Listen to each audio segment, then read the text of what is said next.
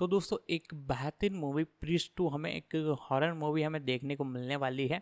ये 2011 में आई हुई प्रीस्ट मूवी का एक तरह से अगला पार्ट रहने वाला है, जो कि एक तरह से जिसका हमें बेसब्री से इंतज़ार था, वो हमें फाइनली देखने को मिलने वाला है।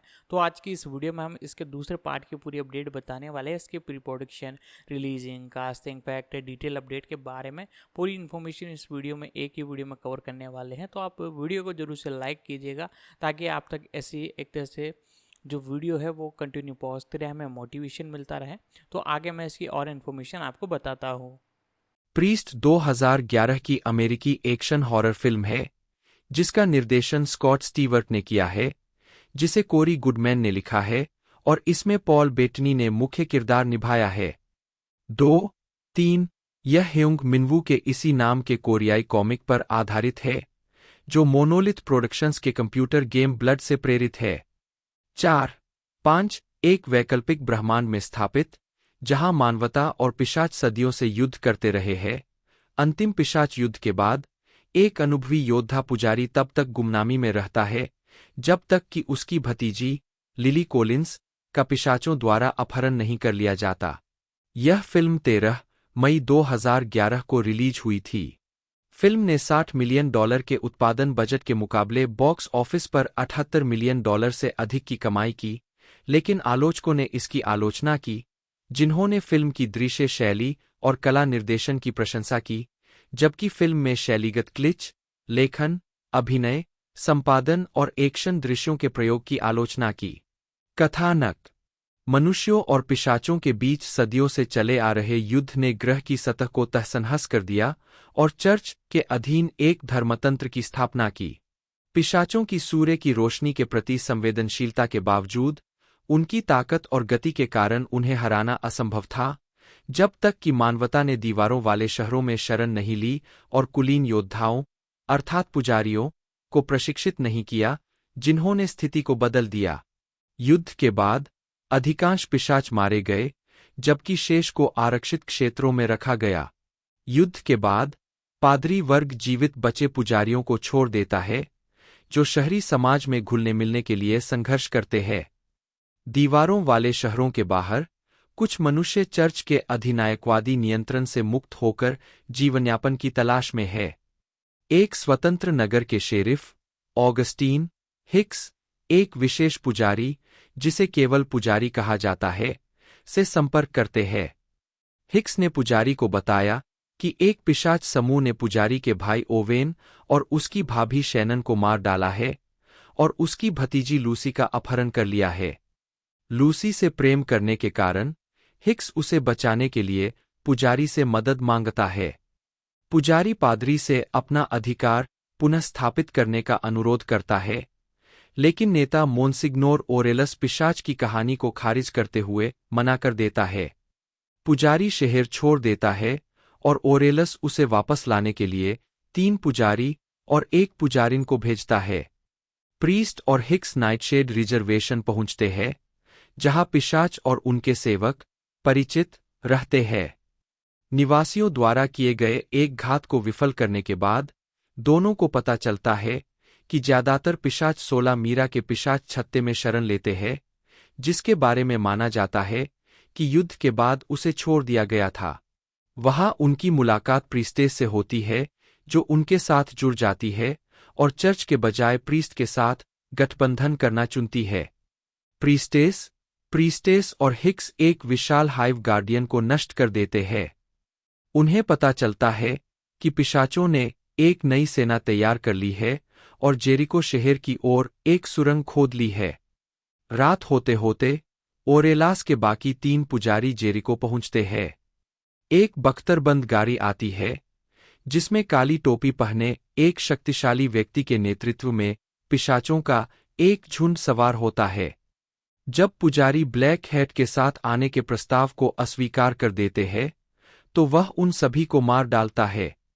अगली सुबह पुजारी, पुजारिन और हिक्स जेरिको पहुंचते हैं, जहां उन्हें शहर खाली और तीनों पुजारियों को सूली पर चढ़ा हुआ मिलता है।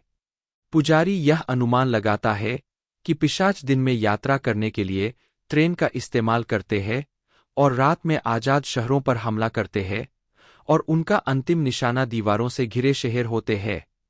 वह हिक्स को समझाता है कि शहर धुएं और राख के बादलों से ढके होते हैं, जो उन्हें हमेशा के लिए सूरज की रोशनी से वंचित कर देते हैं, जिससे वे पिशाचों के शिकार के लिए आदर्श जगह बन जाते हैं। हिक्स प्रीस्ट के ठंडे रवैये से नाराज हो जाता है। उसे लगता है कि अगर लूसी संक्रमित हो गई तो वह उसे मार डालेगा। प्रीस्टेस बताती है कि लूसी असल में प्रीस्ट की बेटी है। चर्च द्वारा गोद लिए जाने से पहले वह शैनन के साथ रिश्ते में था और फिर ओवेन उसकी सरोगेट बन गई। नाट्य विमोचन। प्रीस्ट संयुक्त राज्य अमेरिका और कनाडा में 13 मई 2011 को रिलीज हुई थी। एक फिल्म की रिलीज की तारीख 2010 और 2011 में कई बार बदली। 19 यह मूल रूप से 1 अक्टूबर 2010 के लिए निर्धारित की गई थी। 13 लेकिन एक और screen James film resident evil after life को स्थगित कर दिए जाने के बाद सप्ताहांत स्लॉट को भरने के लिए इसे पहले 27 अगस्त 2010 को स्थानांतरित कर दिया गया था। 20 जब फिल्म निर्माता प्रीस्ट को 2D से 3D में बदलना चाहते थे, तो फिल्म को 14 जनवरी 2011 को रिलीज करने के लिए फिर से निर्धारित किया गया था। 21 इसे फिर से 13 मई 2011 तक विलंबित कर दिया गया था ताकि फिल्म गर्मियों के दर्शकों को आकर्षित कर सके। 22 प्रीस्ट को संयुक्त राज्य अमेरिका और कनाडा के बाहर 6 मई 2011 को 4 बाजारों में रिलीज किया गया था। इसने सप्ताहांत में अनुमानित $5.6 मिलियन की कमाई की, जिसमें रूस में $2.9 मिलियन और स्पेन में $1.8 मिलियन की ठीक-ठाक शुरुआत शामिल थी। यूनाइटेड किंगडम में इसका प्रदर्शन 700,000 से भी कम रहा। 23 यह फिल्म 13 मई 2011 को संयुक्त राज्य अमेरिका और कनाडा में 2,864 सिनेमाघरों में रिलीज हुई, जिनमें से 2006 में 3D स्क्रीनिंग हुई। 24 इसने सप्ताहांत में अनुमानित $14.5 मिलियन की कमाई की, जो बॉक्स ऑफिस पर चौथे स्थान पर रही। अंडरवर्ल्ड सीरीज और रेजिडेंट ईविल सीरीज की समान फिल्मों की तुलना में इसका प्रदर्शन कमजोर माना गया। 25 आज तक प्रीस्ट ने अनुमानित $76.5 मिलियन की कमाई की है, जिसमें से $29.1 मिलियन उत्तरी अमेरिका से थी। एक आलोचनात्मक स्वागत। प्रीस्ट को आलोचकों द्वारा काफी हद तक नकारा गया था। समीक्षा एग्रीगेटर रॉटन टोमाटोज ने 98 आलोचकों की समीक्षाओं के आधार पर फिल्म को 15% का स्कोर दिया है, जिसमें आम सहमति है कि प्रीस्ट बेशक चिकना और स्टाइलिश है, लेकिन ये गुण विज्ञानफाई, एक्शन और हॉरर क्लिच के सुस्त, व्युत्पन्न मिश्रण पर बर्बाद हो जाते हैं। 26 मेटाक्रिटिक में, जो मुख्यधारा के आलोचकों की समीक्षाओं को 100 में से एक भारित औसत स्कोर प्रदान करता है, फिल्म को 13 समीक्षाओं के आधार पर 41 का औसत स्कोर प्राप्त हुआ, जो मिश्रित या औसत समीक्षाओं को दर्शाता है। 27 सिनेमास्कोर पोल ने बताया कि दर्शकों ने फिल्म को A+ से F पैमाने पर C+ ग्रेड दिया था। उद्धरण वांछित। यह भी देखे। लीजन, एक फिल्म जिसका निर्देशन भी स्कॉट स्टीवर्ट ने किया था और जिसमें पॉल बेट्टेनी ने अभिनय किया था। पिशाच फिल्में, सिनेमा में पिशाचों के बारे में और पिशाचों पर आधारित अन्य फिल्में। पॉल बेट्टेनी, जन्म 27 मई 1971, एक अंग्रेजी अभिनेता है। उन्हें मार्वल सिनेमैटिक यूनिवर्स में जार्विस और विजन की भूमिकाओं के लिए जाना जाता है, जिसमें डिज्नी प्लस सीरीज वांडाविजन 2021 भी शामिल है, जिसके लिए उन्हें प्राइम टाइम एमी पुरस्कार के लिए नामांकित किया गया था। बेटनी को पहली बार गैंगस्टर नंबर 1 2000, अ नाइट्स टेल 2001 और अ ब्यूटीफुल माइंड 2001 फिल्मों में अभिनय के लिए लोकप्रियता मिली। उन्हें film Master and Commander, The Far Side of the world 2003 में स्टीफन मटुरिन की भूमिका के लिए बाफ्टा पुरस्कार के लिए नामांकित किया गया था। उन्होंने डॉगविल 2003, विम्बलरन 2004, द दा Vinci code 2006, the tourist 2010, margin call 2011, legend 2015 और solo A Star Wars story 2018 में भी अभिनय किया। उन्होंने फिल्म शेल्टर 2014 से निर्देशन में कदम रखा, जिसका लेखन और सहनिर्माण भी उन्होंने ही किया था। टेलीविजन में बेटनी ने ए वेरी ब्रिटिश स्कैंडल 2021 श्रृंखला में इयान कैंपबेल 11वें ड्यूक ऑफ आर्गिल की भूमिका निभाई है और मंच पर उन्होंने वेस्ट एंड और ब्रॉडवे में नाटक द कोलैबोरेशन 2022 में एंडी वारहोल की भूमिका निभाई है। प्रारंभिक जीवन। बेटनी का जन्म 27 मई 1971 को लंदन में हुआ था। एनी नी केटल के घर, जो एक स्टेज गायिका, थिएटर शिक्षिका और स्टेज मैनेजर थीं, और ठाने बेटनी, जो एक नर्तकी, अभिनेता, नाटक शिक्षक और सोफी, डचेस ऑफ एडिनबर्ग की गॉडफादर थीं। 8. बेटनी का पालन पोषण रोमन कैथोलिक के रूप में हुआ।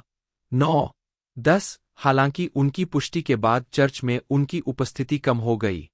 9. फिर बेटनी ने नास्तिक बनने से पहले अपने पिता के साथ मेथोडिस्ट और चर्च ऑफ इंग्लैंड की कलीसियाओं सहित अन्य ईसाई संप्रदायों के साथ प्रयोग किया। 11, 12, 13, जबकि उनके पिता हेटफील्ड, हर्टफोर्डशायर के पास सभी लड़कियों के बोर्डिंग स्कूल क्वींसवुड स्कूल में पढ़ाते थे, परिवार स्कूल के मैदान में रहता था। 5. जब बेटनी 16 साल के थे, उनके भाई मैथ्यू की 8 साल की उम्र में क्वींसवुड में एक टेनिस पवेलियन की छत से कंक्रीट पर गिरने से मृत्यु हो गई। 6. इसके तुरंत बाद बेटनी ने स्कूल छोड़ दिया, घर छोड़ दिया और लंदन में एक सड़क कलाकार बन गए। 14. वह एक छोटे से फ्लैट में रहते थे और एक बस्कर के रूप में सड़कों पर गिटार बजाकर पैसे कमाते थे। 14. बाद में उनके माता पिता का तलाक हो गया। 15. 2 साल बाद उन्हें बुजुर्गों के लिए एक घर में नई नौकरी मिल गई। 14. 1 साल तक वहां काम करने के बाद बेटनी ने ड्रामा सेंटर लंदन में दाखिला लिया। 14. आजीविका। 1990 में 19 साल की उम्र में बेटनी ने चौक फार्म स्थित ड्रामा सेंटर लंदन में 3 साल का कोर्स शुरू किया। 16. उन्होंने एल्डविच थिएटर में स्टीफन डाल्ड्री की प्रशंसित West End revival An Inspector Calls में एरिक बर्लिंग की भूमिका निभाते हुए अपना पहला स्टेज शो किया। उन्होंने रॉयल शेक्सपियर कंपनी के Richard III, Romeo and Juliet और जूलियस सीजर, जिसके लिए उन्हें चार्ल्सन पुरस्कार के लिए नामांकित किया गया था, के निर्माण में भी काम किया। जब बेटनी 21 वर्ष के थे, तब उन्होंने BBC के ओलिवर ट्विस्ट के निर्माण में बिल साइक्स की भूमिका निभाई थी। सीन बीन की सीरीज शार्प के फाइनल में वाटरलू की लड़ाई में नीदरलैंड के विलियम द्वितीय के रूप में दिखाई देने के बाद उन्होंने बेंट में एक छोटे से हिस्से के साथ अपनी फिल्म की शुरुआत की, जो एक होलोकॉस्ट ड्रामा था जिसमें क्लाइव ओवेन, जूड लॉ और इयान मैककेलेन भी थे। उन्होंने मंच और टेलीविजन में काम करना जारी रखा, इनमें जो पेनहॉल का लव एंड अंडरस्टैंडिंग शामिल था, जो लंदन के बुश थिएटर में खेला गया और फिर कनेक्टिकट में चला। उन्होंने टेलीविजन प्रोडक्शंस किलर नेट और कमिंग होम में भूमिकाएं निभाईं, जिसके दौरान उनकी मुलाकात एमिली मोर्टिमर से हुई और उन्होंने डेट किया। उनका अंतिम स्टेज काम रॉयल कोर्ट थिएटर में वन मोर वेस्टेड ईयर और स्ट्रेंजर्स हाउस में था। उन्होंने कई और फिल्में फिल्माई। हॉलीवुड में वापस लेखक निर्देशक ब्रायन हेल्गेलैंड एले कॉन्फिडेंशियल, द सिन ईटर, जिसे द ऑर्डर के रूप में भी जाना जाता है, नामक एक नई फिल्म की योजना बना रहे थे। वह बेटनी के ऑडिशन टेप से प्रभावित थे, हालांकि हेल्गेलैंड ने अंततः ए नाइट्स टेल को फिल्माने का फैसला किया। स्टूडियो के अधिकारी प्रभावित नहीं थे, लेकिन हेल्गेलैंड उन्हें कास्ट करने के लिए दृढ़ थे, यहां तक कि उनके लिए चौसर का हिस्सा भी लिखा। ए नाइट्स टेल बेटनी का पहला बड़ा हॉलीवुड प्रोडक्शन होगा।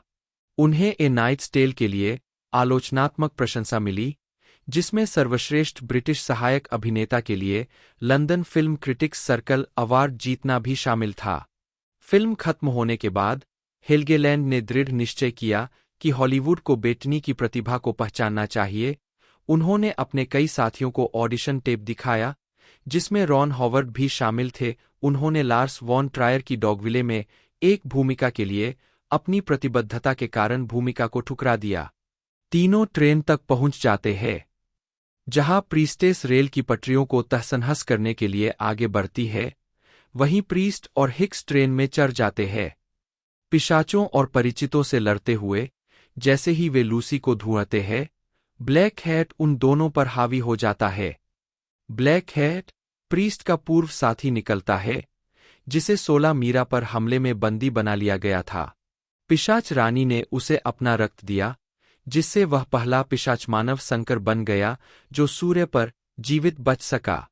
जैसे ही प्रीस्ट ब्लैक हैट से लड़ता है, लूसी को अपने माता पिता के बारे में सच्चाई का पता चलता है। ट्रेन के आगे पटरियों पर प्रीस्टेस कई परिचितों से लड़ती है, लेकिन एक विस्फोटक के डेटोनेटर को नष्ट कर देता है। अपने मिशन को पूरा करने के लिए वह अपनी मोटरसाइकिल पर विस्फोटक रखती है और उसे ट्रेन के इंजन से टकरा देती है और विस्फोट से पहले ही कूद जाती है। इसके बाद हुई पटरी से उतरने की घटना में पिशाच और ब्लैक हैट मारे जाते हैं, जबकि हिक्स, प्रीस्ट, प्रीस्टेस और लूसी बच निकलते हैं।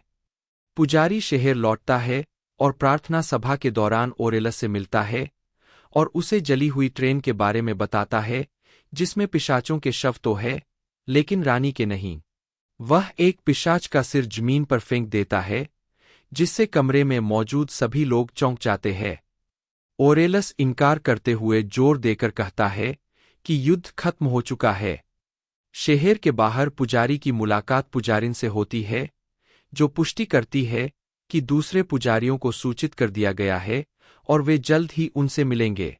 रालना पॉल बेट्टनी पुजारी के रूप में, कार्ल अर्बन ब्लैक हैट के रूप में, कैम गिगांडेट हिक्स के रूप में, मैगी क्यू पुजारिन के रूप में, लिली कोलिंस लूसी पेस के रूप में, ब्रैड डोरिफ सेल्समैन के रूप में, स्टीफन मोयर ओवेन पेस के रूप में, क्रिस्टोफर प्लमर मोनसिग्नोर ओरेलास के रूप में, एलन डेल मोनसिग्नोर चेम्बरलेन के रूप में, शैनन पेस के रूप में मैरचेन एमिक, जैकब हॉपकिंस लड़के के रूप में, डेव फ्लोरेक क्रॉकर के रूप में, जोएल पोलिंस्की डॉ टॉमलिन के रूप में, जोश विंगेट परिचित के रूप में। उत्पादन हमारी कहानी के पुजारी जेडी शूरवीरों जैसे है। उनके पास पिशाचों से लड़ने की अलौकिक क्षमताएं हैं और उन्होंने फिल्म शुरू होने से पहले ही मानवता को बचा लिया था।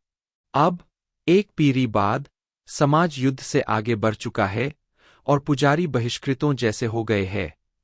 वे लगभग वियतनाम के सैनिकों जैसे हैं। समाज ने उन्हें दरकिनार कर दिया है और अब वे घृणा और भय का पात्र है।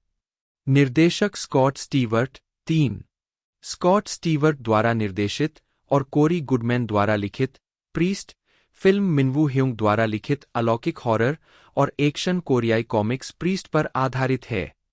इस परियोजना की पहली बार घोषणा मार्च 2005 में की गई थी, जब स्टूडियो स्क्रीन जेम्स ने गुडमैन की स्पेक स्क्रिप्ट खरीदी थी। 6 जनवरी 2006 में एंड्रयू डगलस, जिन्होंने द एमिटीविले हॉरर का निर्देशन किया था, प्रीस्ट का निर्देशन करने के लिए जुड़े थे। 7 जून 2006 में अभिनेता जेरार्ड बटलर ने शीर्षक चरित्र के रूप में अभिनय करने के लिए बातचीत शुरू की और फिल्मांकन 1 अक्टूबर 2006 को मैक्सिको में शुरू होने वाला था। 8 फिल्मांकन आगे नहीं बढ़ा और 3 साल बाद निर्देशक डगलस की जगह स्टीवर्ट ने ले ली। 9 जबकि बटलर की जगह पॉल बेटनी ने मुख्य भूमिका निभाई थी। 10 स्टीवर्ट और बेटनी ने पहले स्क्रीन जेम्स फिल्म लीजन में साथ काम किया था। $60 मिलियन के बजट के साथ। 11 फिल्मांकन अगस्त 2009 में लॉस एंजिल्स, कैलिफोर्निया में शुरू हुआ। 12 और यह नवंबर 2009 में समाप्त हुआ। 13 यह फिल्म उस तारीख तक स्क्रीन जेम्स का सबसे महंगा उत्पादन था। 11 और 2018 तक यह अभी भी तीसरे सबसे महंगे के लिए बंधा हुआ है, केवल अंडरवर्ल्ड अवेकनिंग और रेजिडेंट ईविल रिट्रीब्यूशन से पीछे है। टोक्योपॉप ने मिनवू ह्युंग को वहां भेजा जहां उत्पादन हो रहा था, ताकि कॉमिक्स के निर्माता कला विभाग का दौरा कर सके और स्टीवर्ट के साथ फिल्म पर चर्चा कर सकें। फिल्म कॉमिक्स से अलग घटनाओं की समरेखा का अनुसरण करती है और विज्ञानफाई वेस्टर्न, साइबरपंक और पोस्टेपोकैलिक विज्ञानकथा शैलियों के तत्वों को जोड़ती है। 2.14 निर्देशक ने प्रीस्ट के पिशाचों को मूल रूप से मानव नहीं बताया और पिशाचों द्वारा काटे गए मनुष्य इसके बजाय परिचित बन गए। 15 पिशाचों के विभिन्न रूप हैं, जैसे हाइव ड्रोन, संरक्षक और रानी। चूंकि पिशाचों को जल्दी से आगे बढ़ने का इरादा था, इसलिए वे फिल्म के लिए पूरी तरह से कंप्यूटर जनरेटेड थे।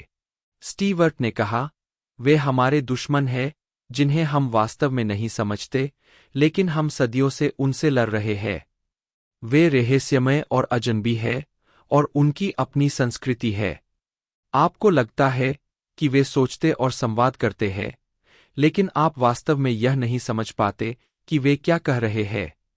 निर्देशक ने प्रीस्ट को द सर्चर्स के प्रति एक श्रद्धांजलि भी कहा, जिसमें शीर्षक चरित्र जॉन वेन के चरित्र से मिलता जुलता है और पिशाच कॉमंच के समान है।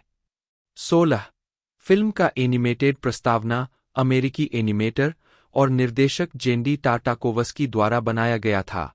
17 निर्माण टीम में शामिल है 18 Michael De Luca, Josh Bratman, Sharina Carlson, Joshua Donen, Glenn S Gainor, Steve Galloway, Stuart J Levy, Michelle Peck, Nicola stern.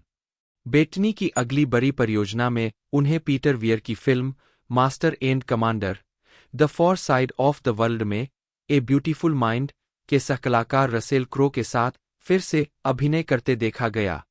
Surgeon और प्रकृतिवादी स्टीफन मटुरिन की भूमिका के लिए उन्हें बाफ्टा नामांकन मिला और उन्हें British actor of the year, London film critics circle और सर्वश्रेष्ठ अभिनेता इवनिंग स्टैंडर्ड के लिए नामित किया गया। 28 जून 2004 को बेटनी और 13 अन्य अभिनेताओं को academy of motion picture arts and sciences में शामिल होने के लिए 2004 के निमंत्रण में शामिल किया गया था। डॉगविले और द रेकनिंग 2004 में सीमित सिनेमाघरों में रिलीज हुई थीं। उस वर्ष सितंबर में बेटनी ने विम्बलडन में अपने प्रमुख पुरुष की शुरुआत की, जो कि कर्स्टन डंस्ट के साथ एक रोमांटिक कॉमेडी थी। फिल्म के कलाकारों ने उन्हें जॉन फेवरो से भी मिलवाया, जो उनके मैनेजर की भूमिका निभा रहे थे, एक रिश्ता जो वापस आ गया जब फेवरो ने उन्हें आयरन मैन में जार्विस की आवाज के रूप में कास्ट किया। 2005 के मध्य में बेटनी ने वैंकूवर, कनाडा में फायरवॉल फिल्माया। उन्होंने 2005 की शरद ऋतु में डैन ब्राउन के सबसे ज्यादा बिकने वाले उपन्यास पर आधारित और टॉम हैंक्स, ऑड्रे टॉटो और इयान मैककेलेन अभिनीत द दा विंची कोड फिल्म की शूटिंग की। फिल्म में उन्होंने सिलास नाम के एक ओपस देई साधु की भूमिका निभाई थी। 2007 में बेटनी अपने दोस्तों डैन फ्रेडेनबर्ग और डोराली रोसेन द्वारा लिखित देयर फॉर मी में अभिनय करने के लिए लंदन गए।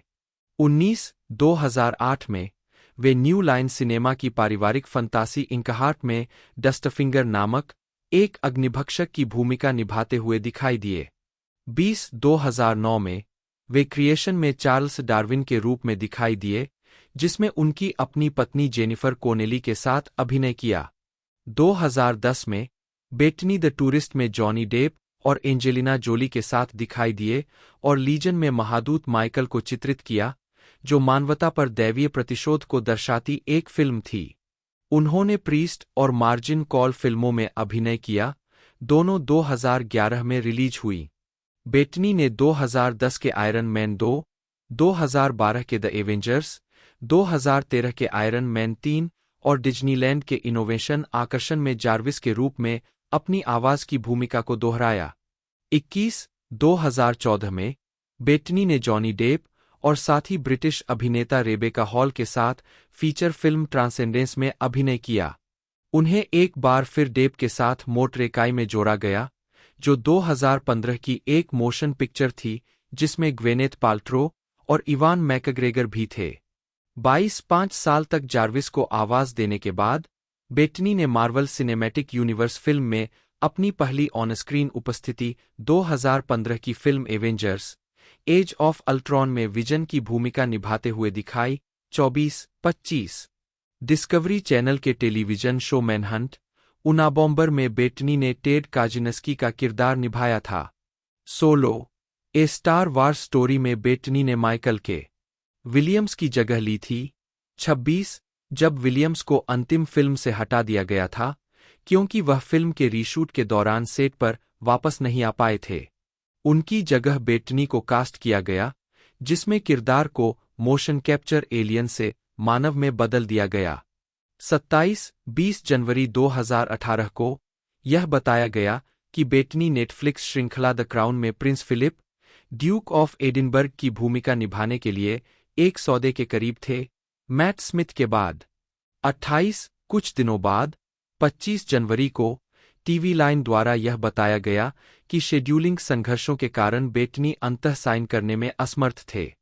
29 बेटनी ने Marvel television mini series WandaVision में एलिजाबेथ ओल्सेन के साथ अभिनय किया, जिसमें उन्होंने अपने मार्वल सिनेमैटिक यूनिवर्स के चरित्र विजन के एक नए संस्करण को चित्रित किया, जिसमें ओल्सेन ने वांडा का किरदार निभाया। 30-31 जनवरी 2021 में इसका प्रीमियर डिज्नी प्लस पर हुआ, जिसे आलोचकों से प्रशंसा मिली। 32 श्रृंखला की समीक्षा करते हुए आईजीएन के मैट पर्सलो ने लिखा कि बेटनी सहजता से हास्य नाटकों को अपना लेते हैं और वह और ओल्सेन जीवन, बुद्धि और भावना की एक शानदार मात्रा प्रदान करते हैं। 33 अपने प्रदर्शन के लिए बेटनी को लिमिटेड या एंथोलॉजी सीरीज या मूवी में उत्कृष्ट लीड एक्टर के लिए प्राइम टाइम एमी अवार्ड और सर्वश्रेष्ठ अभिनेता, मिनी सीरीज या टेलीविजन फिल्म के लिए गोल्डन ग्लोब अवार्ड के लिए नामांकन मिला। 34-35 बेटनी ने 2021 की mini series a very British scandal में अभिनय किया। 36 उन्होंने फरवरी से अप्रैल 2022 तक लंदन के यंग विक में एंथनी मैककार्टन के नाटक द कोलैबोरेशन के निर्माण में कलाकार एंडी वारहोल की भूमिका निभाई। 37 वह नाटक के फिल्म रूपांतरण में भूमिका को फिर से निभाने वाले हैं। 38 बेटनी को Facebook Cambridge Analytica data scandal के बारे में एक फिल्म में व्यवसायी अलेक्जेंडर निक्स को चित्रित करने के साथ साथ ड्रामा फिल्म हार्वेस्ट मून में सहलेखन और अभिनय करने के लिए जोड़ा गया है। 39-40 बेटनी आगामी Disney plus series vision quest 2026 में विजन के रूप में अपनी भूमिका को फिर से निभाएंगे।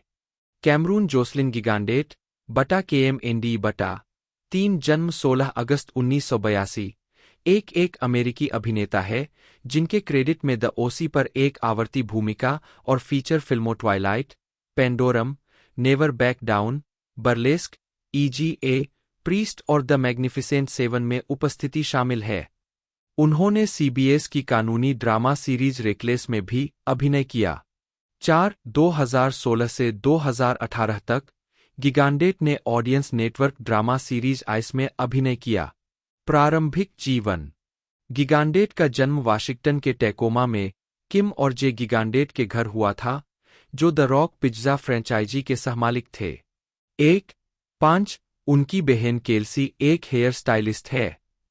6 2001 में वाशिंगटन के ऑबर्न में ऑबर्न सीनियर हाई स्कूल से स्नातक होने के बाद 7 वे कैलिफोर्निया चले गए, जहां उन्होंने सांता मोनिका कॉलेज में पढ़ाई की।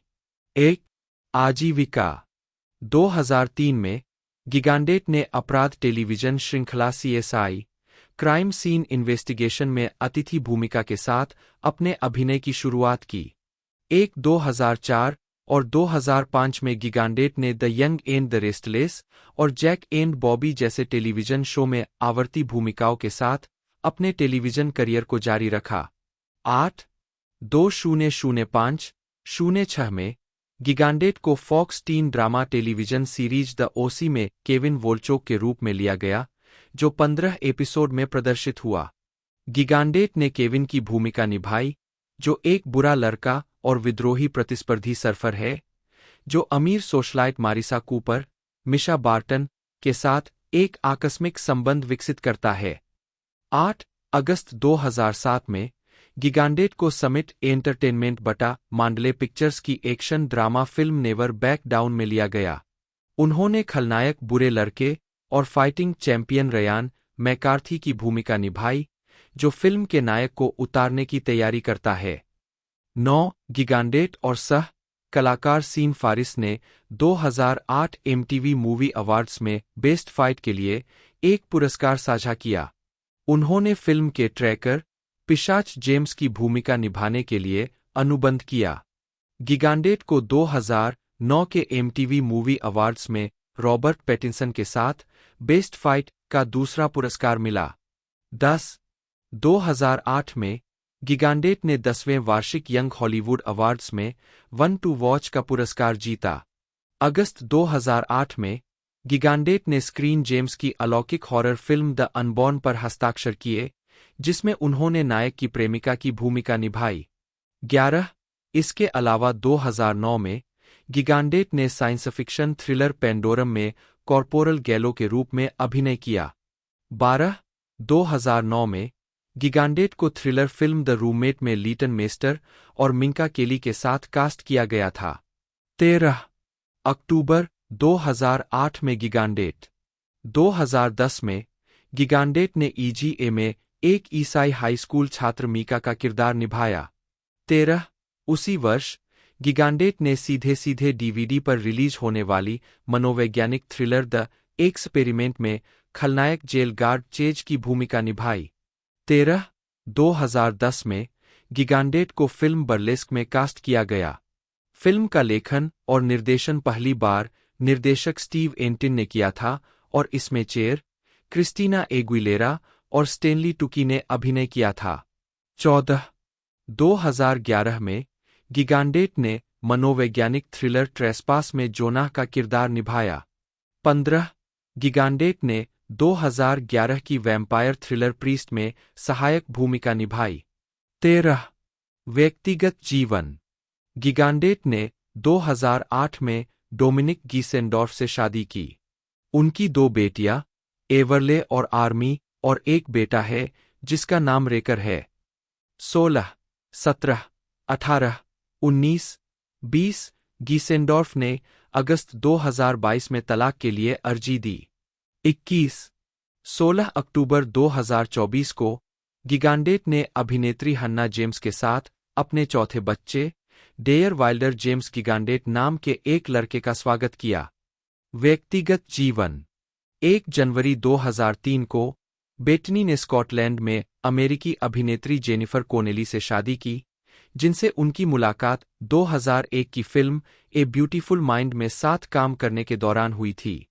42 किशोरावस्था में 1986 की फिल्म लेबिरिंथ में उन्हें देखने के बाद उनमें उनके प्रति आकर्षण पैदा हो गया था। 43 11 सितंबर के हमलों ने उन्हें उनके प्रति अपनी भावनाओं पर काम करने के लिए प्रेरित किया और उनसे संपर्क करने की 2 दिनों की कोशिश के बाद उन्होंने प्रस्ताव रखा, इस तथ्य के बावजूद कि वे अभी तक रिश्ते में नहीं थे। 44 अपनी शादी के तुरंत बाद वे ट्रिबेका में रहने के बाद ब्रुकलिन हाइट्स चले गए। 45 दंपति के 2 बच्चे हैं। 46 47 48 बेटनी कोनेली के पिछले रिश्ते से हुए बेटे के सौतेले पिता है। 49 बेटनी 2010 से अभिनेता जॉनी डेप की करीबी दोस्त है, क्योंकि उनकी मुलाकात द टूरिस्ट के सेट पर हुई थी। 50 बेटनी और डेप के बीच 2013 के टेक्स्ट संदेशों को 2020 में द सन के खिलाफ डेप के मानहानि के मुकदमे के दौरान और 2022 में डेप की पूर्व पत्नी अभिनेत्री एम्बर हर्ड के खिलाफ मानहानि के मुकदमे के हिस्से के रूप में सबूत के तौर पर इस्तेमाल किया गया था। 51 52 अभिनय श्रेय। पतली परत। वर्ष शीर्षक भूमिका नोट्स। 1997 मुड़ा हुआ कप्तान। 1998 द लैंड गर्ल्स फिलिप। 2000 किस किस, बैंग बैंग, सर्वकुंची। मृत शिशु क्वेंटिन। गैंगस्टर नंबर 1 युवा गैंगस्टर। 2001 एक शूरवीर की कहानी जेफ्री चौसर। एक सुंदर मन चार्ल्स हरमन। 2002 मेरा दिल Ricky. 2003 Master and Commander, The Far Side of the World डॉ, Stephen Maturin. Dogville Tom Edison. 2004 हिसाब, किताब निकोलस। Wimbledon Peter Colt. 2005 खोई हुई आत्माओं की कहानियां वाइखंड, Euston Road. 2006 Firewall Bill Cox, Da Vinci Code Silas. 2008 Iron Man Jarvis आवाज, मधुमक्खियों का गुप्त जीवन T. Ray Owens, Inkheart Dustfinger. Lily Jane Collins, जन्म 18 मार्च 1989, एक अंग्रेजी अमेरिकी अभिनेत्री है। गिल्डफोर्ड में जन्मी और लॉस एंजल्स में पली बड़ी। उन्होंने 2 साल की उम्र में बीबीसी के सिटकॉम ग्रोइंग पेन्स में अभिनय करना शुरू किया। 2000 के दशक के उत्तरार्ध में उन्होंने नियमित रूप से अभिनय और मॉडलिंग शुरू की और sports drama film the blind side 2009 में अपनी सहायक भूमिका से पहचान बनाई। उन्होंने कई फिल्मों में अभिनय किया, जिनमें horror film priest 2011, thriller abduction 2011 और फंतासी फिल्में मिरर मिरर 2012 और the मॉर्टल instruments city of bones 2013 शामिल है।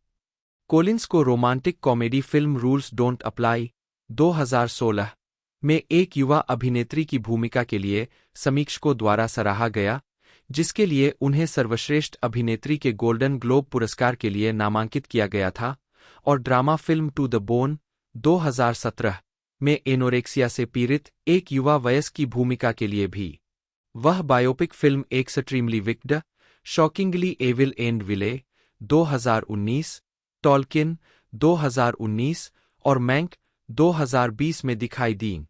उन्होंने BBC mini series Les Miserables 2018 से 2019 में फैंटाइन की भूमिका निभाई और 2020 से नेटफ्लिक्स की romantic comedy series Emily in Paris में मार्केटिंग एग्जीक्यूटिव एमिली कूपर की भूमिका निभा रही है, जिसके लिए उन्हें सर्वश्रेष्ठ अभिनेत्री टेलीविजन सीरीज म्यूजिकल या कॉमेडी के लिए गोल्डन ग्लोब अवार्ड और उत्कृष्ट कॉमेडी सीरीज निर्माता के रूप में के लिए प्राइम टाइम एमी अवार्ड के लिए नामांकित किया गया था। उन्होंने संस्मरण Unfiltered, No Shame, No Regrets, Just Me 2017 लिखा है, जिसमें मानसिक स्वास्थ्य और शरीर की छवि के साथ अपने संघर्षों पर चर्चा की गई है। प्रारंभिक जीवन। लिली जेन कोलिंस का जन्म 18 मार्च 1989 को हुआ था। एक वे अंग्रेजी संगीतकार फिल कोलिंस और उनकी दूसरी पत्नी जिल टेवेलमैन की बेटी है, जो एक अमेरिकी है और बेवर्ली हिल्स महिला क्लब की पूर्व अध्यक्ष है। 2. उनके नाना एक कनाडाई यहूदी आप्रवासी थे, जिन्होंने कई वर्षों तक कैलिफोर्निया के बेवर्ली हिल्स में पुरुषों के कपड़ों की दुकान का स्वामित्व किया था। 3, 4, 5, 6. 1996 में अपने माता-पिता के तलाक के बाद, जब वह 6 साल की थी, कोलिंस अपनी मां के साथ लॉस एंजल्स चली गईं। 7, 8. उन्होंने हार्वर्ड वेस्टलेक स्कूल से स्नातक की उपाधि प्राप्त की और प्रसारण पत्रकारिता में प्रमुखता के साथ दक्षिणी कैलिफोर्निया विश्वविद्यालय में भाग लिया। 9. उन्हें 2007 में पेरिस में बाल देश डेब्यूटेंट्स में डेब्यूटेंट के रूप में प्रस्तुत किया गया था। 10. एक किशोरी के रूप में, वह एक खाने के विकार से पीड़ित थी, जिसका वर्णन उन्होंने बाद में अपनी आत्मकथा Unfiltered, No Shame, No Regrets, Just Me में किया। 2007 से 2012 प्रारंभिक कार्य और सफलता। 2012 टोरंटो अंतर्राष्ट्रीय फिल्म महोत्सव में कोलिंस ने 2 साल की उम्र में बीबीसी सीरीज ग्रोइंग पेन्स में अभिनय करना शुरू किया। 2000 में वह टीन ड्रामा सीरीज 90,210 के 2 एपिसोड में दिखाई दी, जिसमें पहले सीजन का फिनाले भी शामिल था। उसी साल बाद में उन्हें फिल्म द ब्लाइंड साइड में ले हैनी टूही, सैंड्रा बुलॉक का किरदार की बेटी कोलिंस टूही के रूप में अभिनय करके सफलता मिली। 12. यह एक व्यावसायिक सफलता थी। 13. 14. जिसने $250 मिलियन से अधिक की कमाई की और अब तक का सबसे अधिक कमाई करने वाला स्पोर्ट्स ड्रामा बन गया। 15. 2011 में उन्होंने थ्रिलर प्रीस्ट में योद्धा पुजारी की बेटी लुसी की भूमिका निभाई। 16. पॉल बेटनी के साथ। 17. 18. हालांकि यह एक आलोचनात्मक और व्यावसायिक विफलता थी, लेकिन उनके प्रदर्शन के लिए उनकी प्रशंसा की गई और MTV नेटवर्क्स के nextmovie.com ने उन्हें 2011 में देखने लायक ब्रेकआउट सितारों में से एक नामित किया। 19 उन्होंने टेलर लॉटन के साथ 2011 की एक्शन फिल्म अपहरण में सह-अभिनय किया। 20 2012 में कोलिंस ने परीक्षा snow white and the seven dwarfs के रूपांतरण मिरर मिरर में स्नो व्हाइट का किरदार निभाया। ब्रिटिश अखबार द डेली टेलीग्राफ के रॉबी कॉलिन ने उनके बारे में लिखा, उनका चेहरा मनमोहक, सनसनीखेज और सिनेमा के लिए लगभग एकदम सही है। ऑड्रे हेपबर्न की कल्पना कीजिए, जिनकी भौहें लियाम गैलाघर जैसी हों। उनकी मुस्कान चुटीलेपन का आदर्श है। 21 कोलिंस ने इस फिल्म में अपने गायन करियर की शुरुआत की, जिसमें उन्होंने आई बिलीव इन लव का अंग्रेजी में पुनर्लेखन किया गया कवर गीत गाया। इसके अलावा 2012 में उन्होंने स्टक इन लव में सामंथा का किरदार निभाया। 22 2013 से 2016 प्रमुखता और आलोचनात्मक मान्यता में वृद्धि।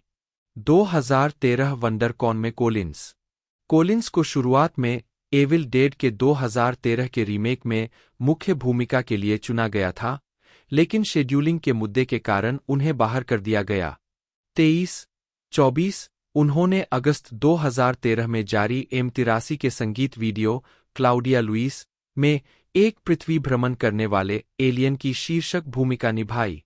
उन्होंने the मॉर्टल instruments city of bones में क्लेरी फ्रे के रूप में अभिनय किया, जो कि द मॉर्टल इंस्ट्रूमेंट्स उपन्यासों की पहली पुस्तक का फिल्म रूपांतरण है, जिसे कैसंड्रा क्लेयर ने लिखा है। 25 इस भूमिका ने उन्हें 2014 में टीन च्वाइस अवार्ड के लिए नामांकित किया। 26 अक्टूबर 2013 में कोलिंस 30 सेकंड्स टू मार्स। 27 2014 में कोलिंस ने लव रोजी के फिल्म रूपांतरण में रोजी डन के रूप में अभिनय किया। 28 29 लव रोजी को नकारात्मक रूप से प्राप्त किया गया था, हालांकि उनके प्रदर्शन की प्रशंसा की गई थी। द आयरिश टाइम्स के डोनाल्ड क्लार्क ने उन्हें पूरी तरह से आकर्षक बताया था। 30 कोलिंस ने romantic comedy drama rules don't apply 2016 में महत्वाकांक्षी अभिनेत्री मार्ला माब्रे की प्रमुख भूमिका निभाई थी। 31 जब फिल्म नवंबर में रिलीज हुई तो इसे मिश्रित समीक्षा मिली और इसने अपने $25 मिलियन के बजट के मुकाबले $3.9 मिलियन की कमाई की। इसके बावजूद मार्ला माब्रे की भूमिका के लिए कोलिंस को 74वें गोल्डन ग्लोब अवार्ड्स में कॉमेडी या म्यूजिकल में सर्वश्रेष्ठ अभिनेत्री के लिए अपना पहला गोल्डन ग्लोब नामांकन मिला। 2016 में कोलिंस द लास्ट टाइकून के लिए निर्मित एक पायलट का हिस्सा थीं, जो एफ. स्कॉट फिट्जगेराल्ड की आखिरी किताब द लास्ट टाइकून पर आधारित थी। अमेजन ने 27 जुलाई 2016 को श्रृंखला के लिए पायलट को उठाया, लेकिन बाद में सितंबर 2017 में दूसरे सीजन की अपनी योजना रद्द कर दी। मार्च 2016 में Collins anorexia drama film To the Bone में मुख्य भूमिका में शामिल हुई, जिसे मार्टी नोक्सन ने लिखा और निर्देशित किया। 33 यह फिल्म एनोरेक्सिया नर्वोसा से पीड़ित 20 वर्षीय महिला एलेन का अनुसरण करती है। इसका प्रीमियर 22 जनवरी 2017 को सनडांस फिल्म फेस्टिवल में यूएस ड्रामेटिक कॉम्पिटिशन के एक प्रतियोगी के रूप में हुआ। इसे 14 जुलाई 2017 को नेटफ्लिक्स पर दुनिया भर में रिलीज किया गया था। जब फिल्म नेटफ्लिक्स पर रिलीज हुई थी, तो इस बात को लेकर कुछ विवाद था कि क्या यह फिल्म खाने के विकार वाले लोगों के लिए ट्रिगर होगी। 34 यह विवाद एक अन्य नेटफ्लिक्स के मूल शो 13 रीजन्स व्हाई से भी प्रभावित था, जब उस पर आत्महत्या को ग्लैमराइज करने का आरोप लगाया गया था। 36 फिल्म के वर्जित विषय के बावजूद एलेन के कोलिंस के चित्रण को केंद्रीय भूमिका में लिली कोलिंस का अनुकरणीय काम। 37 लॉस एंजल्स टाइम्स के जस्टिन चांग ने लिखा कि किसी दूसरी फिल्म में एलेन की तीखी जुबान उसे नकारात्मकता का असहनीय स्रोत बना सकती थी, लेकिन कॉलिंस का प्रदर्शन उससे कहीं अधिक सूक्ष्म है और पटकथा उसे चरित्र के अधिक जटिल, कमजोर पहलुओं को उजागर करने का पर्याप्त अवसर देती है। 38 39 40 2017 वर्तमान स्थापित अभिनेत्री। कोलिंस और Extremely Wicked, Shockingly Evil and Vile के सहकलाकार जैक एफ्रॉन 2019 में कोलिंस को बोंग जूनहो द्वारा निर्देशित नेटफ्लिक्स ड्रामा फिल्म ओक्जा में कास्ट किया गया था। 41 इस फिल्म ने 2017 के कान फिल्म फेस्टिवल में मुख्य प्रतियोगिता खंड में पाल्मे डियोर के लिए प्रतिस्पर्धा की और इसके प्रीमियर के बाद 4 मिनट का स्टैंडिंग ओवेशन प्राप्त किया। 43 इसे 28 जून 2017 को नेटफ्लिक्स पर रिलीज किया गया था। 2017 में यह पता चला था कि लेस मिजरेबल्स को एंड्रयू डेविस द्वारा टॉम शैंकलैंड द्वारा निर्देशित बीबीसी मिनी सीरीज में रूपांतरित किया जाएगा। 45 कोलिंस ने पेरिस की एक युवती फेंटाइन के रूप में अभिनय किया जिसे उसके अमीर प्रेमी ने छोड़ दिया, जिससे उसे अपने बच्चे कॉसेट की देखभाल अकेले करने के लिए मजबूर होना पड़ा। फिल्मांकन फरवरी 2018 में बेल्जियम और उत्तरी फ्रांस में शुरू हुआ। द इंडिपेंडेंट की एलेक्जेंड्रा पोलार्ड ने लिखा कि कोलिंस ने फौलादीपन और शालीनता के साथ दुखद फेंटाइन का किरदार निभाया है, एक शानदार 47 प्रदर्शन में, जबकि एक अन्य आलोचक ने कहा कि लिली कोलिंस अपने प्रेमी द्वारा त्याग दिए जाने पर अपनी व्यथित आत्मा को गाकर व्यक्त नहीं करती है। इतना ही नहीं, उन्होंने मुझे अपने भावनात्मक रूप से समृद्ध प्रदर्शन से शुरू से ही प्रभावित किया। 48 2019 में कोलिंस ने जो बर्लिंगर द्वारा निर्देशित drama Extremely Wicked, Shockingly Evil and Vile में जैक एफ्रॉन के साथ सहअभिनय किया। वह टेड बंडी की लंबे समय से प्रेमिका एलिजाबेथ केंडल की भूमिका निभाती है, जो यह स्वीकार करने के लिए संघर्ष करती है कि उसका प्रेमी एक सीरियल किलर है। फिल्म का विश्व प्रीमियर 26 जनवरी को सनडांस फिल्म फेस्टिवल में हुआ था। 49 उस वर्ष भी कोलिंस ने जीवनी फिल्म टॉल्किन में लेखक जेआरआर टॉल्किन की पत्नी एडिथ टॉल्किन के रूप में सहअभिनय किया।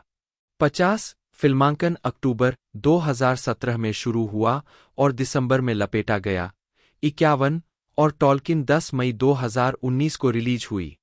2020 में कोलिंस ने वॉन स्टीन द्वारा निर्देशित थ्रिलर इनहेरिटेंस 53 और पेरिस में काम करने वाले एक युवा अमेरिकी के बारे में नेटफ्लिक्स टेलीविजन श्रृंखला एमिली इन पेरिस में अभिनय किया।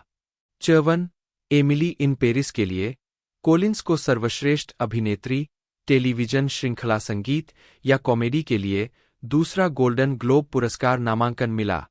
55 उसी वर्ष उन्होंने समीक्षकों द्वारा प्रशंसित फिल्म मैंक में लेखक हरमन जे. मैनक्विच की अंग्रेजी प्रतिलेखक रीटा अलेक्जेंडर का किरदार निभाया। 56 कोलिंस होप डिकिंसन लीच द्वारा निर्देशित द क्रेडल 57 और चार्ली मैकडॉवेल द्वारा निर्देशित गिल्डेड रेज में अभिनय करने वाली है। 58 जून 2021 में यह घोषणा की गई थी कि कोलिंस बच्चों के खिलौने पॉली पॉकेट पर लीना डनहम द्वारा निर्देशित एक फिल्म का निर्माण करेंगे। कोलिंस इसमें मुख्य भूमिका निभाएंगी। 59 सार्वजनिक छवि किशोरावस्था में कोलिंस ने ब्रिटिश पत्रिका एले गर्ल के लिए एनवाई कॉन्फिडेंशियल नामक एक कॉलम लिखा था।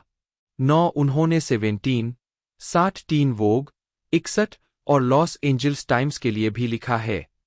62 उन्हें चैनल द्वारा पेरिस के होटल डी क्रिलॉन में 2007 बाल देश डेब्यूटेंट में उनके गाउन में से एक पहनने के लिए चुना गया था, जिसे रियलिटी टेलीविजन श्रृंखला द हिल्स के सीजन 3 में दिखाया गया था। 63 64 उन्हें 2008 में स्पेन की ग्लैमर पत्रिका द्वारा international model of the year के रूप में चुना गया था। 65 और अगस्त 2009 में पत्रिका के कवर पर दिखाई दी।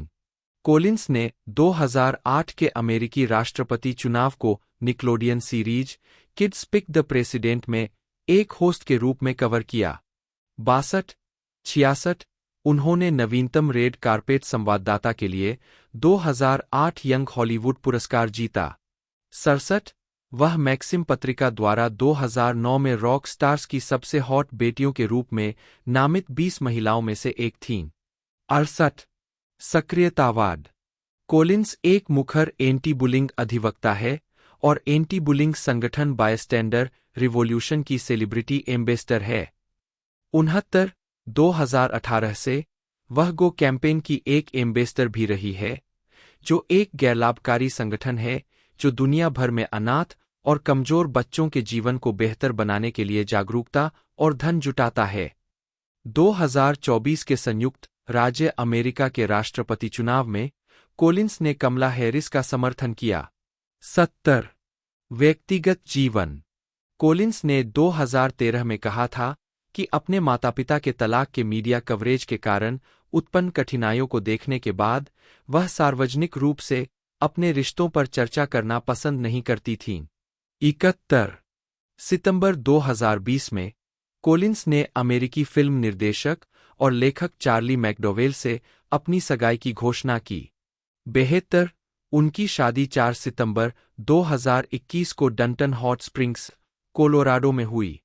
73 74 कोलिंस ने 2022 में कैलिफोर्निया के पासाडेना में केस स्टडी हाउस नंबर 10 खरीदा। 75 मार्च 2023 में बताया गया कि उन्होंने डेनमार्क के कोपेनहेगन के ओस्टरब्रो जिले में एक टाउन हाउस खरीदा है। 76 2025 में कोलिंस ने इंस्टाग्राम पर घोषणा की कि उनके पहले बच्चे का जन्म सरोगेसी के जरिए हुआ है।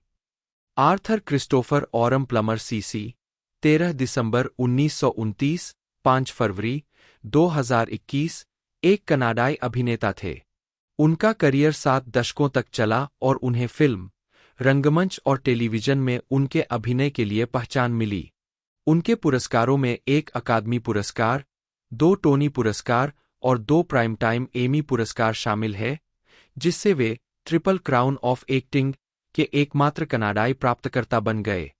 1, 2, 3, 4 उन्हें बाफ्टा पुरस्कार, गोल्डन ग्लोब पुरस्कार और स्क्रीन एक्टर्स गिल्ड पुरस्कार के साथ साथ ग्रैमी पुरस्कार के लिए नामांकन भी मिला। प्लमर ने 1954 में नाटक द स्टारक्रॉस स्टोरी से ब्रॉडवे पर अपनी शुरुआत की।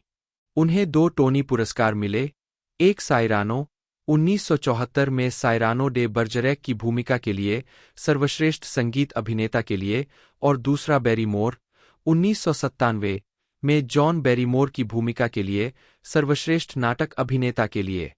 उनकी अन्य टोनी नामांकित भूमिकाओं में JB 1959, Othello 1982, No Man's Land 1994, King Lear 2004 और इनहेरिट द विंड 2007 शामिल है। प्लमर ने स्टेज स्ट्रक 1958 से अपने फिल्मी करियर की शुरुआत की और उसी साल विंड अक्रॉस द एवरग्लेड्स में अपनी पहली मुख्य भूमिका निभाई। जूली एंड्रयूज के साथ संगीत में film the sound of music 1965 में कैप्टन जॉर्ज वॉन ट्रैप की भूमिका के कारण वे घर घर में प्रसिद्ध हो गए। 5 इस दौरान उन्होंने The Fall of the Roman Empire 1964, Waterloo 1970 और The Man Who Would Be King 1975 में अभिनय किया। प्लमर को कॉमेडी ड्रामा बिगिनर्स 2011 में एक बुजुर्ग समलैंगिक व्यक्ति की भूमिका निभाने के लिए सर्वश्रेष्ठ सहायक अभिनेता का अकादमी पुरस्कार मिला। उन्हें ड्रामा द लास्ट स्टेशन 2009 में लियो टॉल्स्टॉय और crime thriller all the money in the world 2017 में जे पॉल गेटी के चित्रण के लिए उसी पुरस्कार के लिए नामांकित किया गया था।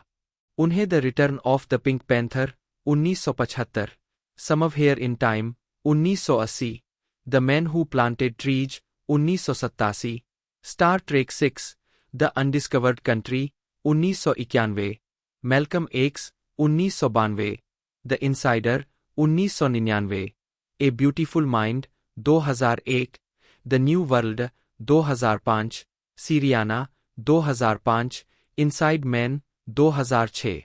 प्रारंभिक जीवन और शिक्षा। आर्थर क्रिस्टोफर ऑर्म प्लमर 6 का जन्म 13 दिसंबर 1929 को टोरंटो, ओंटारियो में हुआ था। 7 वह जॉन ऑर्म प्लमर 1894 से 1977 की इकलौती संतान थे जिन्होंने स्टॉक और अन्य प्रतिभूतियां बेचीं। 8 और इसाबेला मैरी एबॉट जिन्होंने मैकगिल विश्वविद्यालय में विज्ञान के डीन के सचिव के रूप में काम किया और कनाडाई प्रधानमंत्री सर जॉन एबॉट की पोती थीं। 9 10 अपने पिता की ओर से प्लमर के परदादा पेटेंट वकील और एजेंट एफबी फेदरस्टोनहॉग थे। 8. प्लमर कनाडाई शास्त्रीय पियानोवादक जेनिना फियाल्कोव्स्का। 11. के चचेरे भाई और ब्रिटिश अभिनेता निगेल ब्रूस के दूसरे चचेरे भाई भी थे। प्लमर के माता-पिता उनके जन्म के कुछ समय बाद ही अलग हो गए थे और उनका पालनपोषण मुख्य रूप से उनकी मां ने मॉन्ट्रियल द्वीप के पश्चिमी सिरे पर क्यूबेक के सेनविले में एबॉट परिवार के घर में किया था। अंग्रेजी के अलावा वह धाराप्रवाह फ्रेंच बोलते थे। 13. 14. एक स्कूली छात्र के रूप में उन्होंने एक कॉन्सर्ट पियानोवादक बनने के लिए अध्ययन करना शुरू किया, लेकिन कम उम्र में ही उनमें थिएटर के लिए प्यार विकसित हो गया और उन्होंने मॉन्ट्रियल के हाई स्कूल में पढ़ाई के दौरान अभिनय करना शुरू कर दिया। 15. 16. उन्होंने लॉरेंस ओलिवियर की फिल्म हेनरी वी 1944 देखने के बाद अभिनय करना शुरू किया। 17. 18. उन्होंने मॉन्ट्रियल रिपर्टरी थिएटर में एक प्रशिक्षु के रूप में अभिनय की मूल बातें सीखीं। प्लमर कभी विश्वविद्यालय नहीं गए, जिसका उन्हें जीवन भर अफसोस रहा। 19. हालांकि उनकी मां और उनके पिता के परिवार का मैकगिल विश्वविद्यालय से संबंध था, लेकिन वे कभी मैकगिल के छात्र नहीं रहे। 20. 1946 में उन्होंने मॉन्ट्रियल हाई स्कूल के नाटक प्राइड एंड प्रेजुडिस में मिस्टर डार्सी की भूमिका निभाकर मॉन्ट्रियल गजेट के थिएटर समीक्षक हर्बर्ट व्हिटेकर का ध्यान आकर्षित किया। व्हिटेकर मॉन्ट्रियल रिपर्टरी थिएटर के शौकिया मंच निर्देशक भी थे और उन्होंने 18 साल की उम्र में प्लमर को जीन कोक्ट्यू के नाटक ला मशीन इन्फर्नेल में ओडिपस की भूमिका में लिया। स्टीफन जॉन मोयर, जन्म एमरी, जन्म 11 अक्टूबर 1969, एक अंग्रेजी अभिनेता और फिल्म निर्देशक है। उन्हें एचबीओ टेलीविजन श्रृंखला ट्रू ब्लड में पिशाच बिल कॉम्पटन की भूमिका निभाने के लिए जाना जाता है। 2, 3 इसके बाद television film Lord of Misrule आई, जिसे फॉवी, कॉर्नवाल में फिल्माया गया, जिसमें रिचर्ड विल्सन, एमिली मोर्टिमर और प्रुनेला स्केल्स भी थे। 1997 में मोयर ने बड़े पर्दे पर अपनी शुरुआत की और हेल फोस्टर की लंबे समय से चल रही कॉमिक स्ट्रिप प्रिंस वैलिएंट के फिल्म रूपांतरण में मुख्य भूमिका निभाई, जिसमें उन्होंने रॉन परलमैन और कैथरीन हीगल के साथ काम किया। 4-5 2017 से 2019 तक उन्होंने फॉक्स सीरीज द गिफ्टेड में मुख्य भूमिका रीड स्ट्रकर के रूप में अभिनय किया। 6. प्रारंभिक जीवन और career. Moyer 2011 International Comic Con San Diego में Ryan Kwanten, Deborah Ann Woll, Anna Paquin, Rutina Wesley और टीवी शो ट्रू ब्लड के नेल्सन एलिस के साथ। मोयर का जन्म ब्रेंटवुड, एसेक्स में हुआ था और उन्होंने सेंट मार्टिन, हटन, एसेक्स के एक व्यापक स्कूल में पढ़ाई की। उन्होंने London academy of music and dramatic art, lambda से स्नातक किया। 7. वह अक्टूबर 2007 में ब्रेंटवुड थिएटर के पहले संरक्षक बने, विशेष रूप से उनके रीचिंग आउट, बिल्डिंग ऑन अभियान का समर्थन करते हुए, ताकि 2008 में बैकस्टेज सुविधाओं के पूरा होने में मदद मिल सके। 8. लैम्ब्डा से स्नातक होने के बाद मोयर ने 5 साल तक थिएटर में काम किया। उन्होंने National Theatre Wales, Royal Shakespeare Company और ऑक्सफोर्ड स्टेज कंपनी के साथ काम किया, जिसमें दौरे पर जाना और रोमियो एंड जूलियट के प्रोडक्शंस में रोमियो की भूमिका निभाना शामिल था। इसके बाद उन्होंने टेलीविजन और फिल्म में बदलाव किया। 9. 2 अक्टूबर 2017 को मोयर ने फॉक्स की सीरीज द गिफ्टेड में, जो कि the X-Men feature film series पर आधारित है, रीड स्ट्रकर की मुख्य भूमिका में अपनी शुरुआत की, जो एक जिला अटॉर्नी है और जिसका काम असाधारण शक्तियों वाले म्यूटेंट को पकड़ना है। हालांकि इस समर्पित पारिवारिक व्यक्ति को इस बात का अंदाजा नहीं है कि उसका कार्य जीवन और पारिवारिक जीवन किस हद तक एक दूसरे से जुड़ने वाले हैं। फॉक्स ने पहले सीजन के लिए 10 एपिसोड का ऑर्डर दिया था। उद्धरण वांछित। व्यक्तिगत जीवन। मोयर का एक बेटा बिली है, जो 2000 में पैदा हुआ था, और एक बेटी, लिलाक, जो 2002 में पैदा हुई थी, पत्रकार लोरियन हेंस के साथ उनके 17 साल के रिश्ते से। 10 अगस्त 2009 में मोयर की सगाई अभिनेत्री एना पैक्विन से हुई, जिन्होंने एचबीओ सीरीज ट्रू ब्लड में उनके किरदार की प्रेमिका सूकी स्टैकहाउस का किरदार निभाया था। 2007 में सीरीज के पायलट एपिसोड की शूटिंग के बाद से ही उनके बीच अफेयर चल रहा था। 2008 में उनका तलाक फाइनल हो गया। 11 उन्होंने 21 अगस्त 2010 को कैलिफोर्निया के मालिबू में एक निजी निवास पर शादी की। 12 मोयर और पैक्विन का एक बेटा चार्ली और एक बेटी पोपी है, जो जुड़वां है। 13 14 15 परिवार वेनिस, लॉस एंजल्स में रहता है। 16 मोयर पहले भी शराब की लत से जूझ चुके हैं। 17 2015 में उन्होंने कहा कि वे 14 साल से शराब से दूर है और यह लत ब्रिटिश थिएटर में उनकी जड़ों से उपजी है, जहां वे पीटर ओटूल जैसे निजी नायकों की सार्वजनिक छवि की नकल करते हैं। दक्षिणी कैलिफोर्निया के एक गैरलाभकारी संगठन क्लेयर फाउंडेशन में एक रात्रिभोज में उन्होंने कहा, अपना काम करने से एक अलग ही उत्साह होता है और आप उस उत्साह को जारी रखना चाहते हैं। वे दूसरों को पुनर्वास और संयम में मदद करने के लिए क्लेयर फाउंडेशन के साथ काम करते हैं। 17 Moyer West Ham United FC के समर्थक है। प्लमर को कैप्टन वॉन ट्रैप के अपने चित्रण के लिए व्यापक रूप से जाना जाता है। इसकी वजह रॉबर्ट वाइज निर्देशित संगीत महाकाव्य द साउंड ऑफ म्यूजिक 1965 की बॉक्स ऑफिस पर सफलता और निरंतर लोकप्रियता है। प्लमर ने जूली एंड्रयूज के साथ अभिनय किया और फिल्म ने सर्वश्रेष्ठ फिल्म सहित 5 अकादमी पुरस्कार जीते। हालांकि पहले तो वह इस भूमिका को लेकर शर्मिंदा थे, जिसे प्लमर ने बहुत भयानक और भावुक बताया था। 47 फिल्म ने सिनेमाई इतिहास बनाया। यह गॉन विद द विंड को पीछे छोड़ते हुए अब तक की सबसे ज्यादा कमाई करने वाली फिल्म बन गई। 48 एंड्रयूज के साथ काम करने के अलावा उन्हें फिल्म बनाने के सभी पहलू अप्रिय लगे और उन्होंने इसका नाम इस्तेमाल करने से परहेज किया। 52 उन्होंने 45वीं वर्षगांठ पर नरमी दिखाई और 28 अक्टूबर 2010 को द ओपरा विनफ्रे शो में पूरी कास्ट के साथ दिखाई दिए। 53 2009 में प्लमर ने कहा कि वह इस किरदार से थोड़ा ऊब गए थे। उन्होंने कहा, हालांकि हमने उसे दिलचस्प बनाने के लिए काफी मेहनत की, लेकिन यह एक मरे हुए घोड़े को पीटने जैसा था और विषय वस्तु मेरी नहीं है। मेरा मतलब है, यह दुनिया के हर व्यक्ति को पसंद नहीं आ सकती। 5 हालांकि उन्होंने स्वीकार किया कि फिल्म अपने आप में अच्छी बनी थी और उन्हें इतनी व्यापक अपील वाली फिल्म से जुड़ने पर गर्व है, लेकिन यह एक बहुत अच्छी तरह से बनी फिल्म थी और यह एक पारिवारिक फिल्म है और मुझे नहीं लगता कि हमने सदियों से इस पैमाने पर कोई पारिवारिक फिल्म देखी है।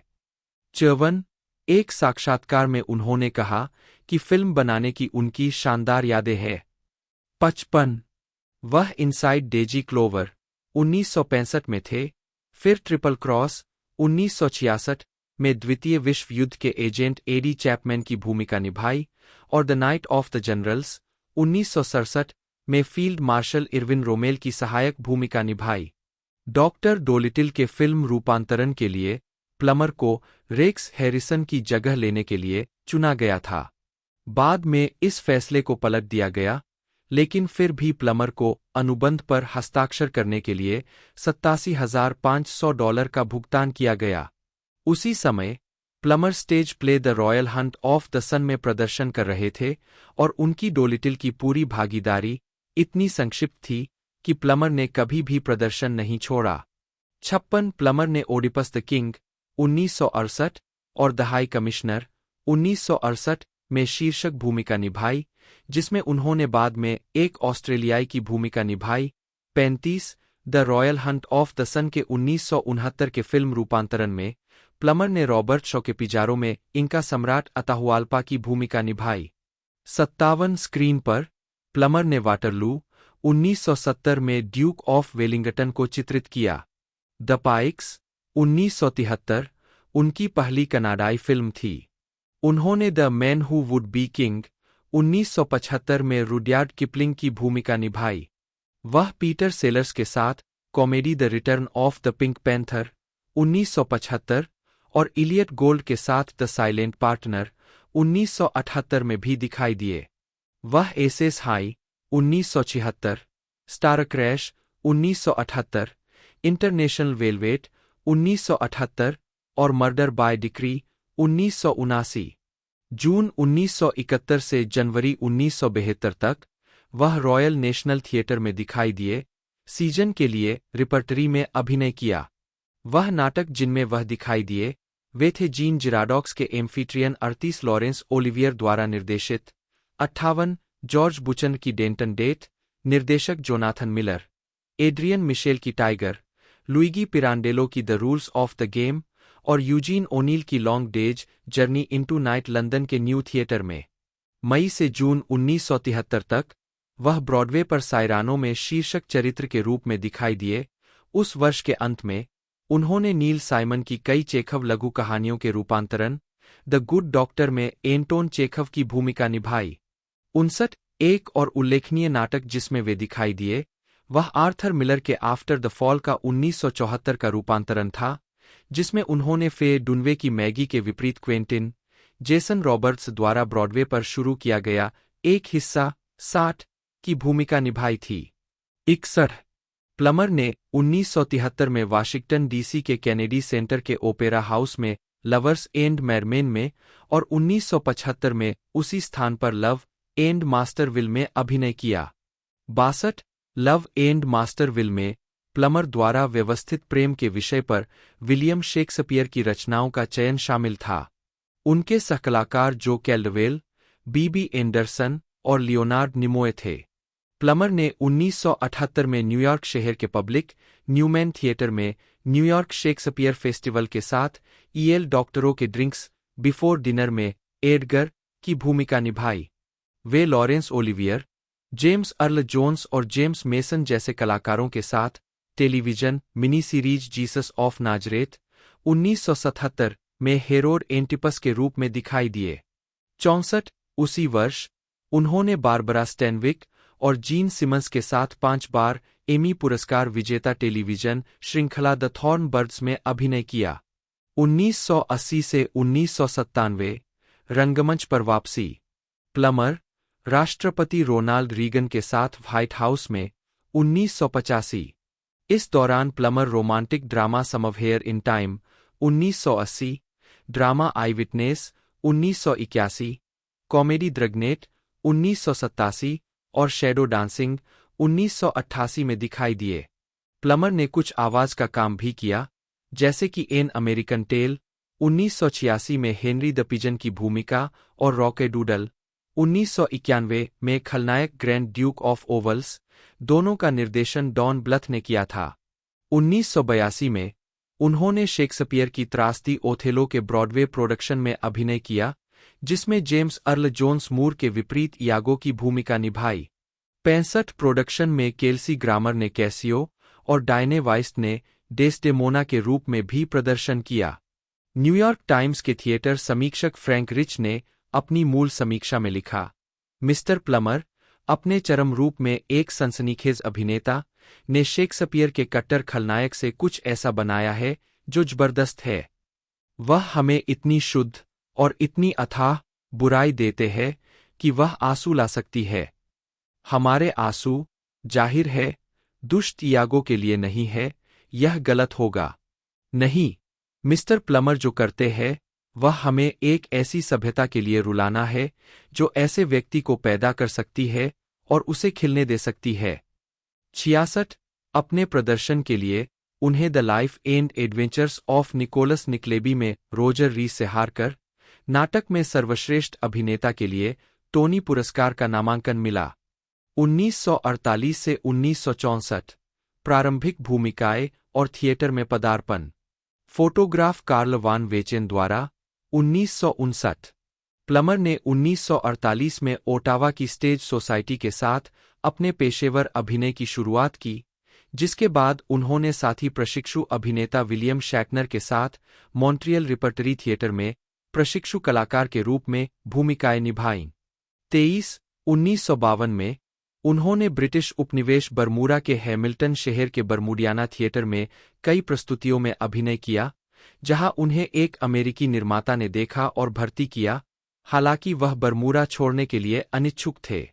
24 एडवर्ड एवरेट हॉर्टन ने प्लमर को 1953 में आंद्रे रूसिन की नीना के रोर शो प्रोडक्शन में जेरार्ड के रूप में प्रदर्शित होने के लिए काम पर रखा।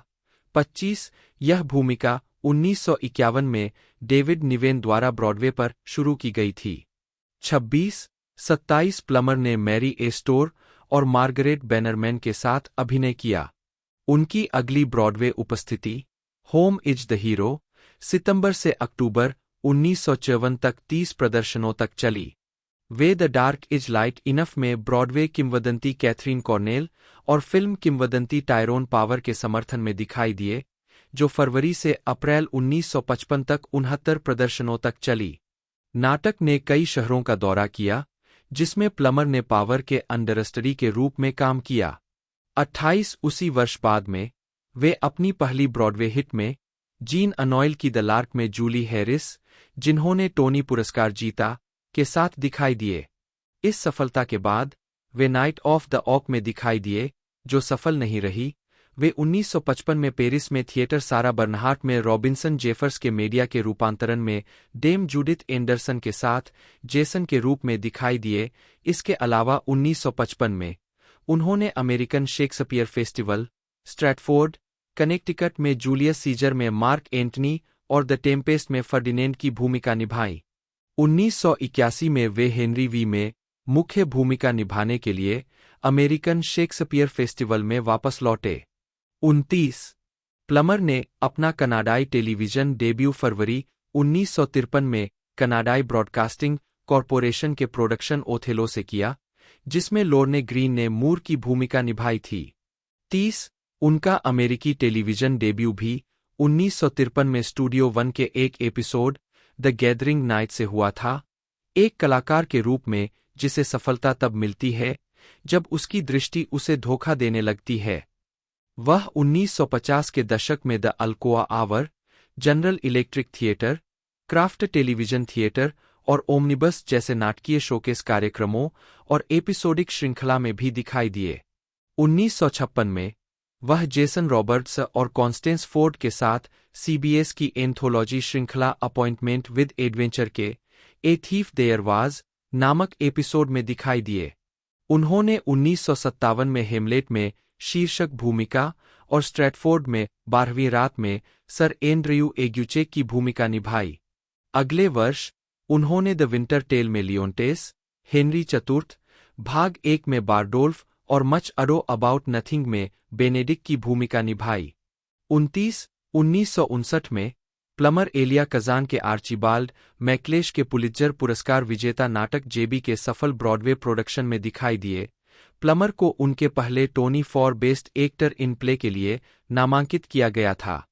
जेबी ने सर्वश्रेष्ठ नाटक और कजान के निर्देशन के लिए भी टोनी पुरस्कार जीता। 29 वह जूली हैरिस के साथ लाइव टेलीविजन नाटक लिटिल मून ऑफ अल्बान में दिखाई दिए, जिसके लिए उन्हें अपना पहला एमी पुरस्कार नामांकन मिला। 32 वह जॉनी बेलिंडा के 1958 के टेलीविजन रूपांतरण में हैरिस के साथ भी दिखाई दिए। 33 और हेनरिक इब्सन के ए डॉल्स हाउस के 1959 के टेलीविजन संस्करण में हैरिस के नोरा के लिए तोरवाल्ड हेल्मर की भूमिका निभाई। 34 प्लमर ने फिलिप बेरी की The Philadelphia Story 1959। 35 George Bernard Shaw की Captain Brassbound's Conversion 1960। Jean Anouilh की टाइम रिमेंबर ब्रॉडवे पर रिचर्ड बर्टन द्वारा शुरू की गई प्रिंस अल्बर्ट की भूमिका निभाते हुए। 36 और एडमंड रोस्टैंड की साइरानो डे बर्गेरेक 1962 के टेलीविजन रूपांतरणों में अभिनय किया। 37 अप्रैल 1961 में वे इंग्लैंड के स्ट्रैटफोर्ड अपॉन एवन में शेक्सपियर मेमोरियल थिएटर में रॉयल शेक्सपियर कंपनी के साथ मच अडो अबाउट नथिंग में बेनेडिक्ट के रूप में दिखाई दिए। वे मई 1961 में रिचर्ड III की मुख्य भूमिका में आरएसी के साथ भी दिखाई दिए। उन्होंने 11 जून 1961 को पीटर हॉल द्वारा निर्देशित एल्डविक थिएटर में आरएसी के साथ जीन अनॉयल के बेकेट में किंग हेनरी द्वितीय की भूमिका निभाते हुए लंदन में अपनी शुरुआत की। बाद में यह प्रोडक्शन दिसंबर 1961 से अप्रैल 1962 तक के लिए ग्लोब में स्थानांतरित हो गया। 29 अपने प्रदर्शन के लिए प्लमर ने सर्वश्रेष्ठ अभिनेता का इवनिंग स्टैंडर्ड पुरस्कार जीता। 38 स्ट्रैटफोर्ड फेस्टिवल में 1962 में उन्होंने साइरानो डे बर्गेरेक और मैकबेथ दोनों में शीर्षक भूमिकाएं निभाईं। 1967 में एंटनी और क्लियोपेट्रा में मार्क एंटनी की भूमिका निभाने के लिए लौटे। 39 प्लमर 1960 के दशक में ब्रॉडवे पर कम बार दिखाई दिए क्योंकि वे न्यूयॉर्क से लंदन चले गए। 1964 में बीबीसी प्रोडक्शन हेमलेट 8 एल्सिनोर में ग्लूमी डेन के उनके प्रदर्शन ने उन्हें अपना दूसरा एमी नामांकन दिलाया। 41 उन्होंने डेनिश और ब्रिटिश बीबीसी टीवी 1964 द्वारा निर्मित हेमलेट 8 एल्सिनोर में हेमलेट की भूमिका निभाई, जिसे एल्सिनोर कैसल में टेप किया गया था। 42 वह 1963 में बर्टोल्ट ब्रेख्त की द रेसिस्टेबल राइज ऑफ आर्टुरो उई के निर्माण में शीर्षक भूमिका में दिखाई दिए। 29 जो सफल नहीं हुई, लेकिन पीटर शेफर की The Royal Hunt of the Sun में उन्हें बड़ी सफलता मिली, जिसमें उन्होंने डेविड कैराडाइन के अताहुआल्पा के लिए विजेता फ्रांसिस्को पिजारो की भूमिका निभाई। दोनों प्रदर्शन आश्चर्यजनक थे, क्योंकि प्लमर ने अपने जटिल चरित्र को निभाने में असाधारण सुंदरता और गहरी पीड़ा के चमत्कार किए। 43 प्लमर का फिल्मी करियर 1958 में शुरू हुआ, जब सिडनी ल्यूमेट ने उन्हें स्टेज स्ट्रक में एक युवा लेखक के रूप में कास्ट किया। 44 उसी वर्ष प्लमर ने निकोलस रे की film wind across the Everglades में मुख्य भूमिका निभाई। तो दोस्तों ये इसका जो पार्ट 1 है उसके बारे में बात कर ले तो वो हमें 13 मई 2011 को देखने को मिला था। और परफॉर्मेंस की बात कर ले तो उसके बजट के बारे में बात करते हैं। पहले 60 मिलियन का इसका बजट था, जिसके अंदर 78.3 मिलियन का इसने बॉक्स ऑफिस कलेक्शन दिया। तो मूवी हिट तो रही थी, लेकिन इतना कुछ खास एक तरह से परफॉर्मेंस नहीं किया था। लेकिन अब जिस प्रकार से जितनी भी हॉरर मूवी अभी रिलीज़ हुई है इस दौर के अंदर वो हिट रही है, तो मेकर्स द्वारा इसका अगला पार्ट बनाया जा सकता है, जिसकी मैंने पूरी अपडेट आपको बताई दी है। वीडियो आपको अच्छी लगती है तो लाइक करना ना भूलिएगा दोस्तों। मिलते हैं अगले वीडियो में।